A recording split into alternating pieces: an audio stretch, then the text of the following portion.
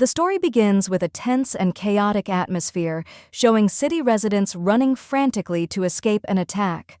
At the same time, television stations broadcast large-scale evacuation efforts. Amid the chaos, there is a massive crater. Inside it, a man named Mark falls and becomes trapped underground. Mark suffers a serious injury to his leg.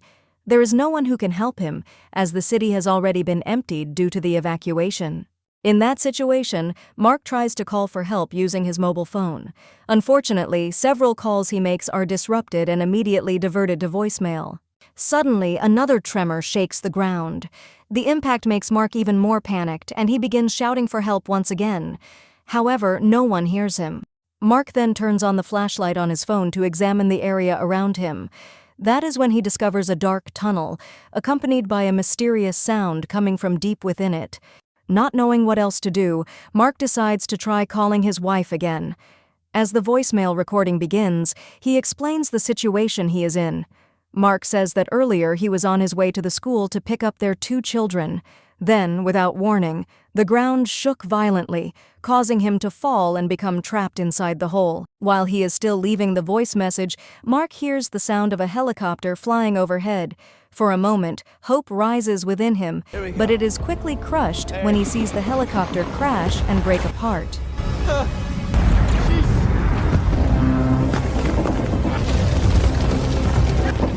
Mark manages to free himself from the surrounding rocks before the debris collapses on him. He then rushes to hide inside the tunnel. However, misfortune strikes again. In the midst of the chaos, a sharp piece of glass pierces his abdomen. Using only a handkerchief and enduring intense pain, Mark manages to pull the shard of glass out of his body. After gathering what strength he has left, he takes a lighter from his pocket and ignites it to illuminate the area. Mark then decides to explore the tunnel, hoping to find a way out. As he moves forward, he notices blood stains along the tunnel walls.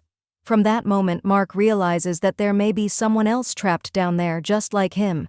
Not long afterward, Mark discovers a backpack. Inside it, he finds a photograph of a young girl and several other items, including a night vision camera that he can use. Mark continues moving forward. Suddenly, he comes across a woman lying on the ground unconscious.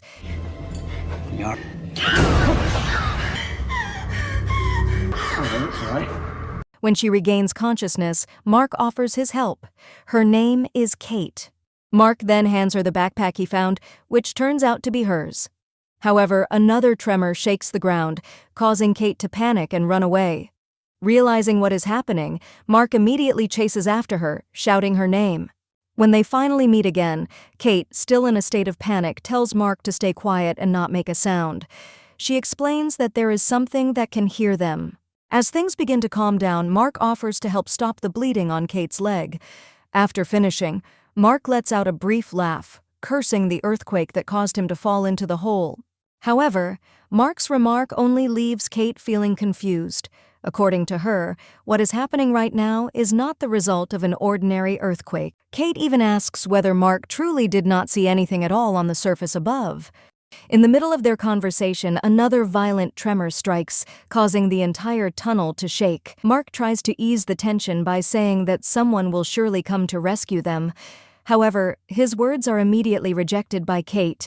She explains that although Mark does not understand what Kate means at all, for the sake of their survival, he suggests that they keep moving and not stay in one place.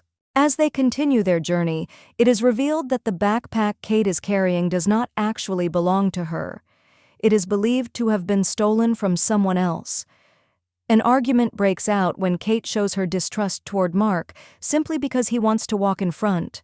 Suddenly, Kate pulls out a pistol and threatens to shoot him. She also demands that Mark hand over his lighter and warns him not to do anything foolish. In truth, Mark has no intention of hurting Kate at all. In the middle of their journey, they suddenly hear a strange sound coming from behind them. Quickly, Kate puts out the flame and warns Mark not to make a single sound. Not wanting to take any risks, Mark asks Kate to hand over the night vision camera from the backpack.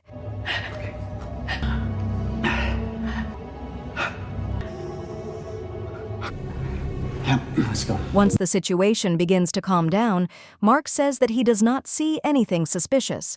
However, he is far more concerned about the tunnel's structure, which looks fragile and on the verge of collapse. As they continue moving forward, Kate reveals that her brother, Joe, is likely searching for her. Because of that, they must get out of that place as soon as possible, no matter what happens. However, when they stop briefly to rest, they are once again startled by something appearing behind them.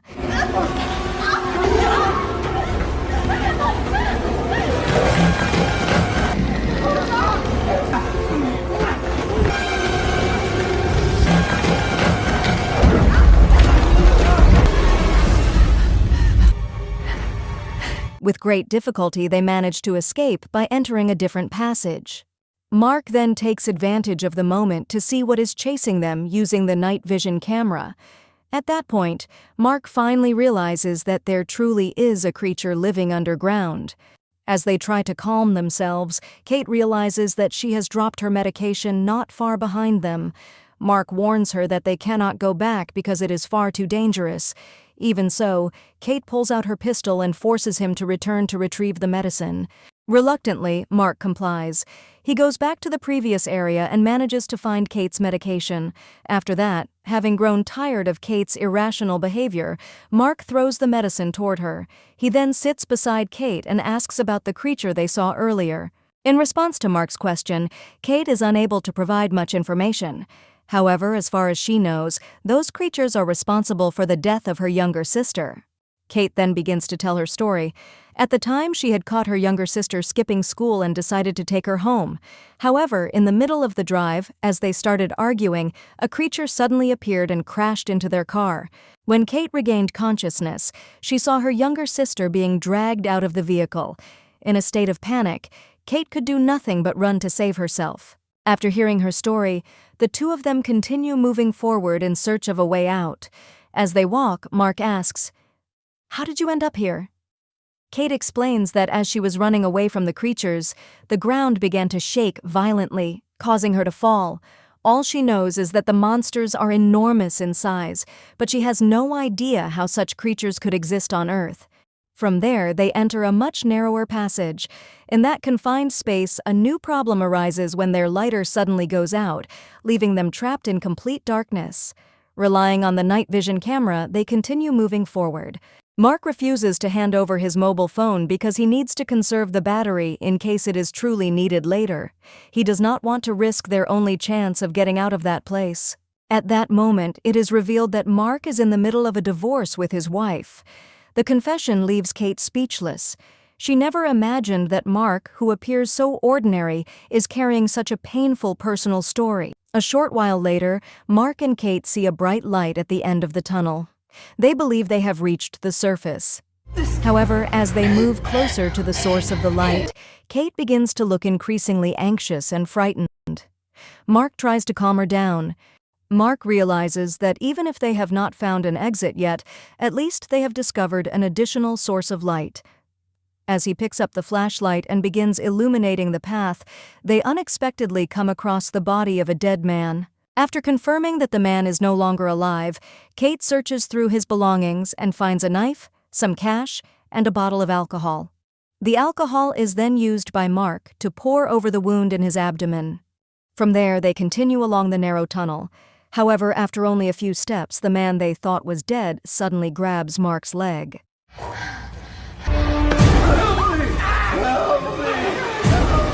The commotion draws the attention of the creature they encountered earlier. The creature begins moving toward them. Quickly, Mark and Kate run away, leaving the man behind. In the chaos, their camera falls to the ground. From the camera's perspective, it becomes clear how the monster devours the unfortunate man. After retrieving the camera, Mark and Kate continue their journey. In the midst of their struggle to survive, Kate suddenly starts coughing violently. Seeing her condition, Mark forces her to take a short rest. However, Kate refuses, explaining that she does not want her position at the front to be taken over. Hearing this, Mark becomes furious. He realizes that all this time, Kate has been forcing him to stay behind, using him as bait. Having no other choice left, Mark finally releases his anger. He declares that he will not die in that place. Pointing the knife toward Kate, Mark begins to attack her. Just as Mark is about to kill Kate, a sudden sound echoes through the tunnel, causing both of them to freeze.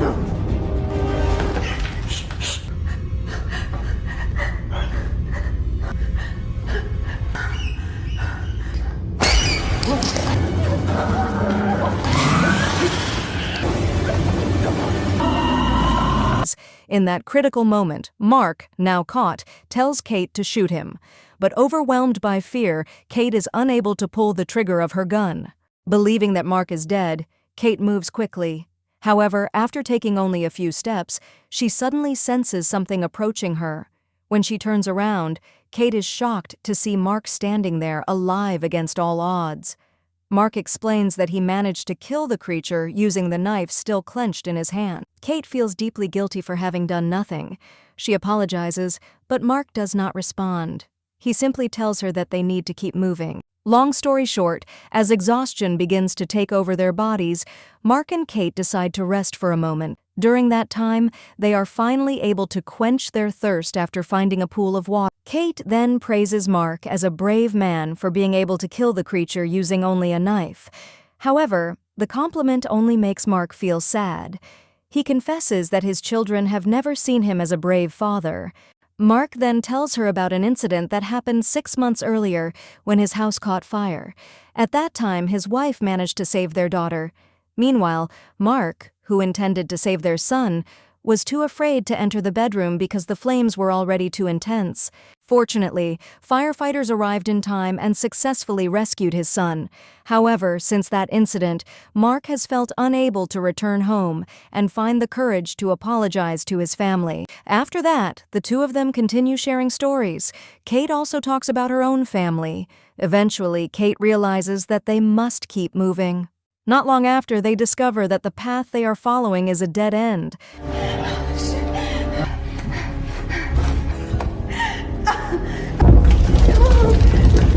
What do we do? With no way to turn back, Kate, feeling hopeless and unsure of what to do, begins kicking the rocks blocking their way. Seeing this, Mark joins in to help. Unexpectedly, their combined efforts manage to break through the blocking wall, opening a path into an underground drainage system.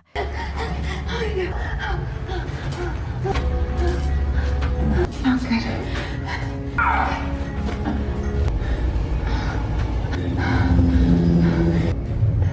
Hey, reach it. With great difficulty, they try to pry open the metal grates leading to the surface. Unfortunately, the grates cannot be opened. While they search for something to force them open, the sound of gunfire echoes from above. They immediately take advantage of the moment and shout for help.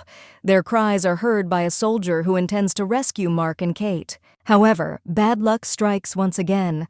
Before the soldiers can take action, Thank you. Give me the med kit and the wig. She's gonna be back. She's gonna be back. Don't worry, everything's gonna be okay.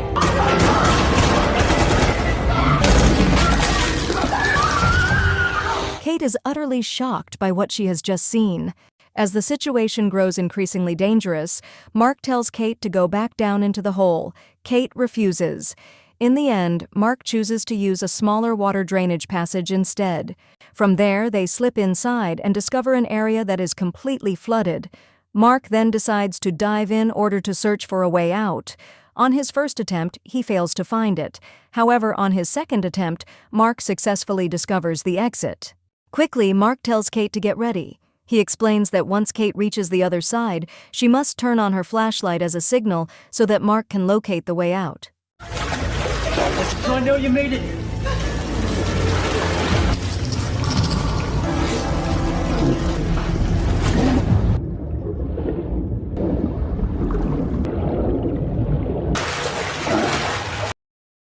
During the process, Mark becomes disoriented and loses track of Kate.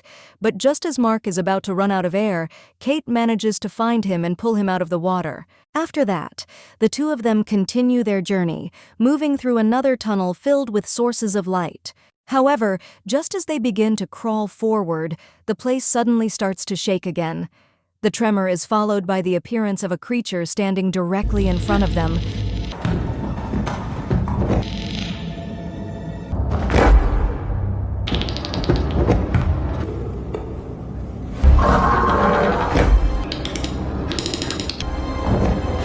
disappears into a hole after hearing someone scream in the distance.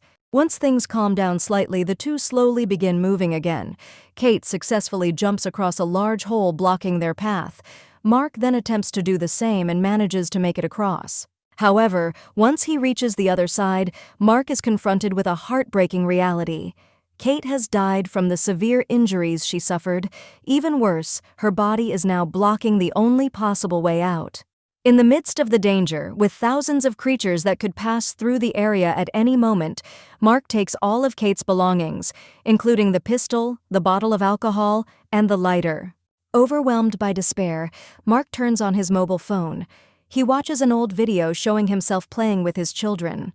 Feeling that he has lost all hope, Mark decides to end his life. However, as he is about to pull the trigger, he realizes that the gun is not loaded. Upon discovering this, Mark becomes furious. He feels that he has been deceived all along, realizing that Kate never had any bullets in her gun. Amid his anger and despair, a glimmer of hope finally appears. Mark receives a message from his wife. In the message, she asks him to come home and stop blaming himself. She tells him that she and the children are taking shelter in the basement and that they desperately need the presence of a father. The message ignites new hope within Mark. He decides to keep fighting and make one final attempt to escape. Mark uses the alarm on his mobile phone to draw the attention of the creatures, attaching the phone to Kate's leg to act as a distraction.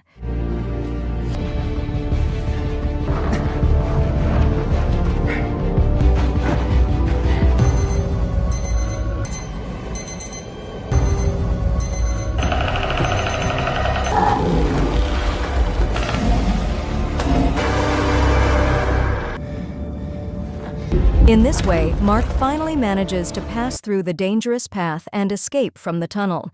However, once he reaches the surface, Mark realizes something truly terrifying. The situation outside is far worse than he ever imagined.